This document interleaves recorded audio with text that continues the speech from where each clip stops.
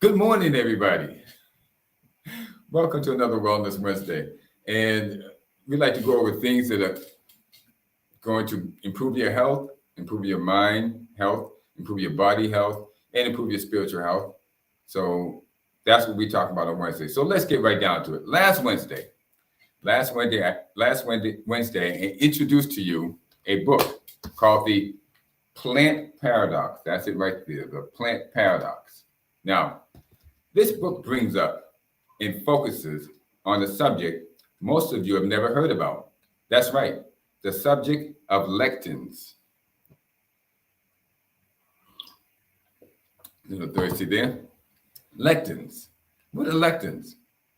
Well, the subject of lectins, according to the plant paradox and almost every other research on them, are that they are damaging not only your health of your body, but the health of your mind. Now, I brought the subject of lectins up last week, but I didn't go deep into it. What I did talk about was that they were attacking you. Yes, because plants are human, they're not human, plants are living organisms and they want to live. But we didn't go deep into what they're doing to you. So let's dig into that. Let's resume our discussion there. According to the plant paradox, lectins consumed directly and or indirectly are responsible for the majority, if not the majority of the illnesses affecting society. Lectins attack the human immune system, and the results are achy joints, allergies, asthma, autoimmune diseases such as thyroid disease, type 1 diabetes, multiple sclerosis, Crohn's disease, colitis, and lupus. Consumption of lectins can lead to a decline in dental health. It can lead to dementia, diabetes, prediabetes, insulin resistance, exhaustion, IBS, which is AKA irritable bowel syndrome, infertility, and last but not least, weight gain. Now, those are the ones that I've listed, but there are dozens more. Now, I'll ask you a question. Did you know that? Did you know that, first of all, that lectins existed up until last week? Did you know that? No, probably not. You probably did not know that. And did you know that it was leading to many, if not the majority of dysfunctional situations that has to do with illnesses in the present society? And the answer would be, for the most of you, no. You see, you're trying to get well. Everybody is thinking about, well, how can I be healthy? So you go to the doctor each year for your physical. And each year, the doctors are prescribing medications to relieve the symptoms of these problems that are occurring from lectins. Now, medication will not cure you of the problem. That's right. And this is hard for many of you to understand. And I've had an experience with this with my mother when she was alive. She believed that medications that she was taking were going to cure her, but the medications aren't to cure you. They are to alleviate the symptoms of the problems of the dysfunction, such as ABA. You're going to get medication to alleviate the symptoms of ABA so that you won't be in as much pain, lupus, and things of that sort. So they will not cure you. They will only alleviate the symptoms. The solution, or the cure, if you will, more than likely will be a change of what you are eating and when you are eating it. It will be a change in your diet. For example, did you know that fruit should only be eaten at a certain time of year? I bet you didn't. But you'll learn that if you read The Plant Paradox. Drive my point home about what change in diet can do. I'm going to give you a couple of examples that came right out of the plant paradox that he talks about. What changing diet will do. Now, lupus. Yvonne K. was a 50-year-old Los Angeles woman who had severe lupus with joint pain, fatigue, and rashes. And despite taking immune suppressant drugs and practicing meditation, she still was suffering. After a friend suggested that she see Dr. Gundry, he put her on the Plant Paradox program. And within 1 month, the joint pain, the fatigue, and most of the rashes had been resolved. She stopped taking her immune suppressant medications, and she continued to do well. When Gundry saw Yvonne about 4 months later, she was ecstatic about what had happened, except for a persistent eczema on her eyelids. Eczema on her eyelids. Seems like just give some medication and put it on the eyelids for eczema. But they delved deeper. Now, she was vigilant about avoiding all the bad foods. And together, they went over the list of good foods and bad foods with a fine-tooth comb. When they got to the good food list, Dr. Gundry asked if she was eating any chicken, and she replied that she ate only organic, free-range chicken, and that's when they figured it out. She was effectively eating what the chickens had eaten, namely corn and soybeans. She was indirectly eating grain and legumes.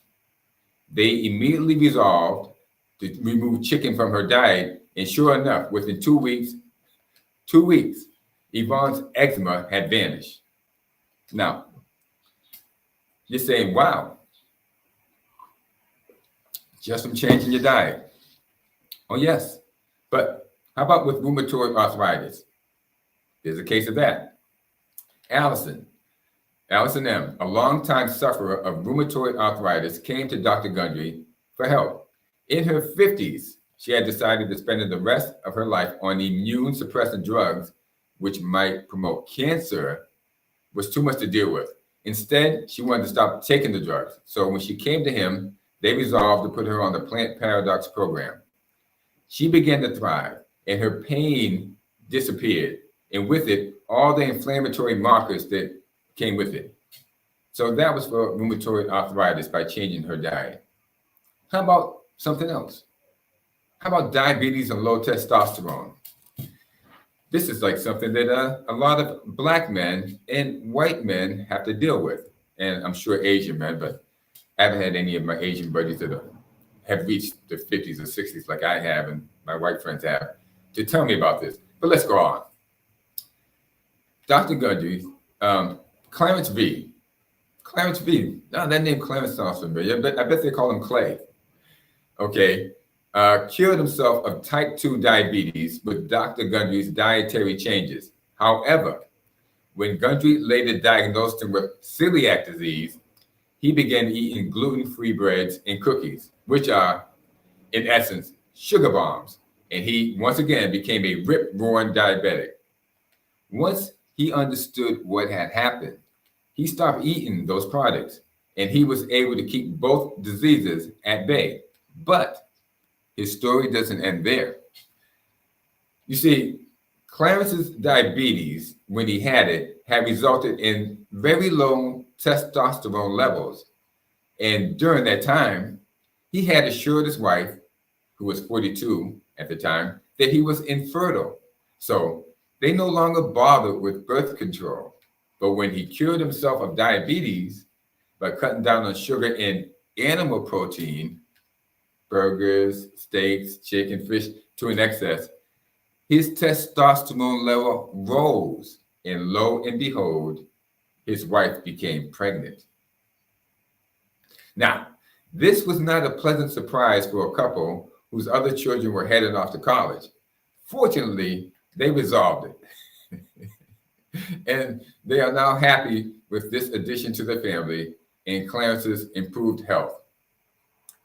Ladies and gentlemen, you are what you eat. We know that. You are what you eat. But for many of us, the majority of us, we have no idea of what to eat or what not to eat, why something is good for us or why something is bad for us. We don't know why something we're eating is making us sick. We have no idea. So let me set up the foundation as to why you're getting sick. Number one, the advent of the agricultural revolution about 10,000 years ago meant that a totally new source of food, grain and beans, became the dietary staple of cultures relatively quickly. At that point, the human diet shifted from primarily leaves and tubers and some animal fat and protein to grains and beans. But until then, the human microbiome, which is your gut, had never encountered lectins in grasses, grains, or legumes. And therefore, the human gut bacteria, microbes, and immune system had zero experience handling them. And that causes havoc to our systems, even presently.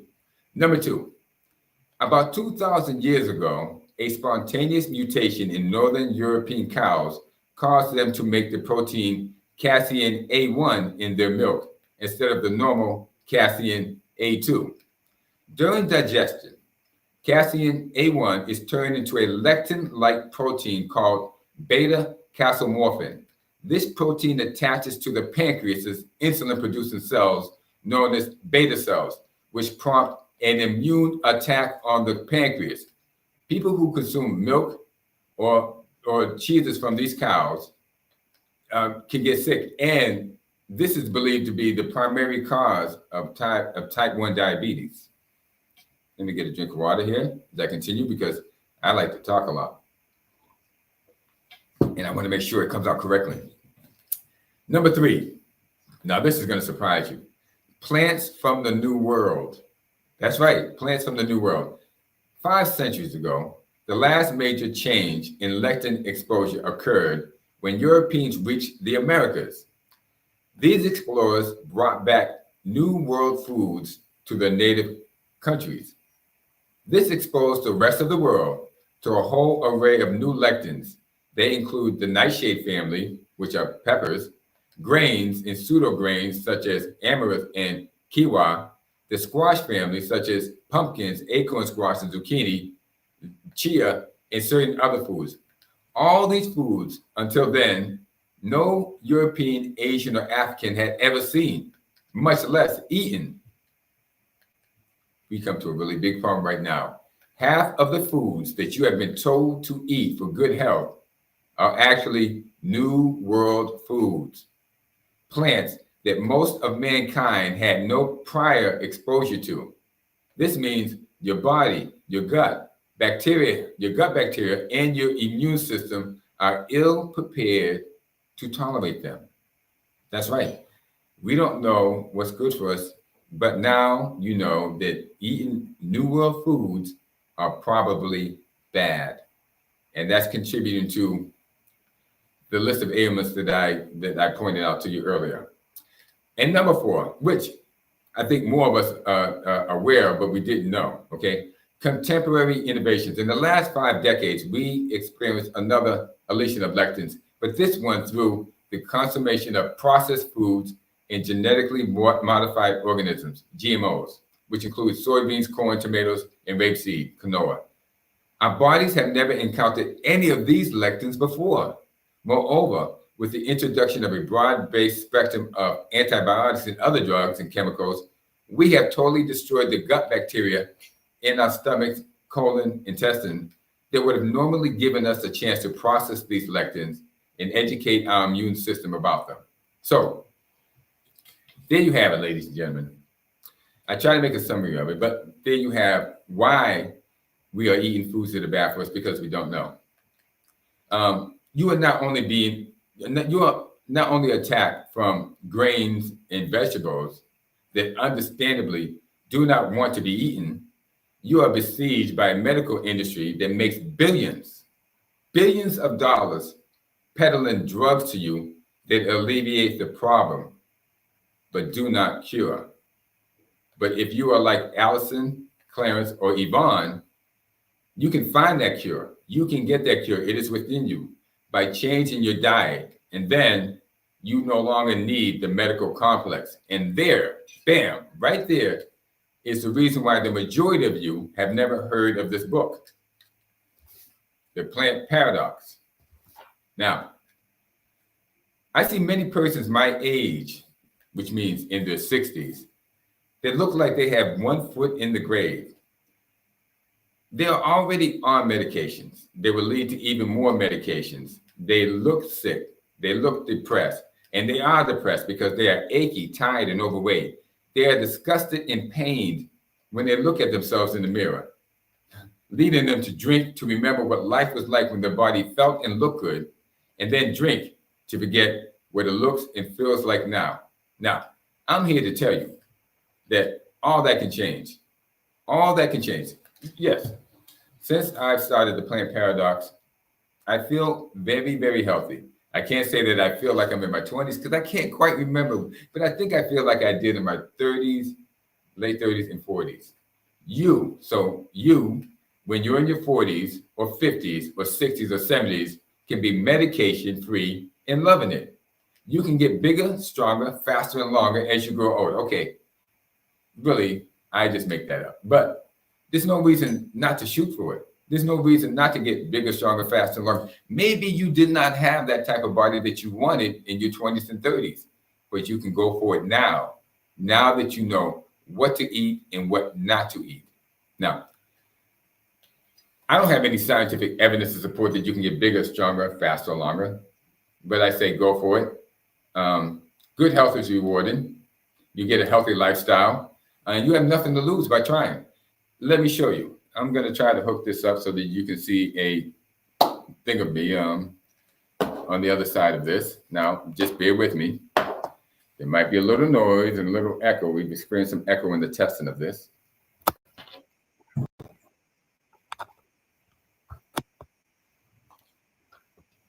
We're going to add it.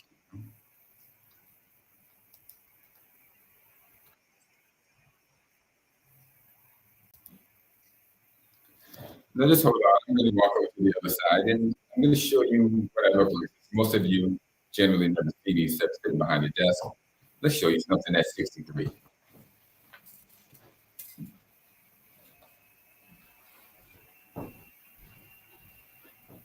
Now, I had no idea. Open it on camera. Yes, 63, 190 pounds.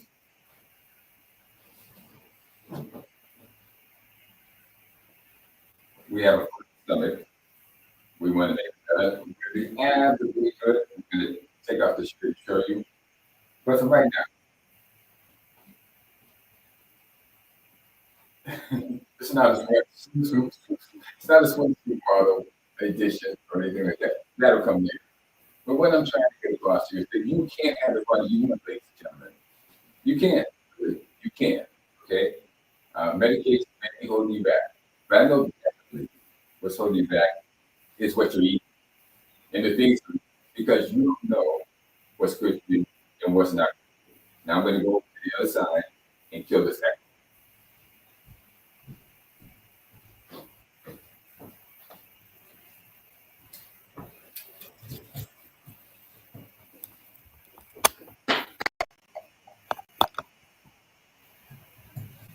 Okay, now I'm back. But that's it in a nutshell. Okay. Wellness Wednesday. We see if we can get this collar right. Need the jacket. This just looks terrible. Anyway, as I fight with my collar here, that does not come with getting in shape. Your collar will still act up, whether you like it or not, when you're trying to get it to look right in front of a camera or in front of people. But that being said, what we want to put out here, and we're doing very well on time.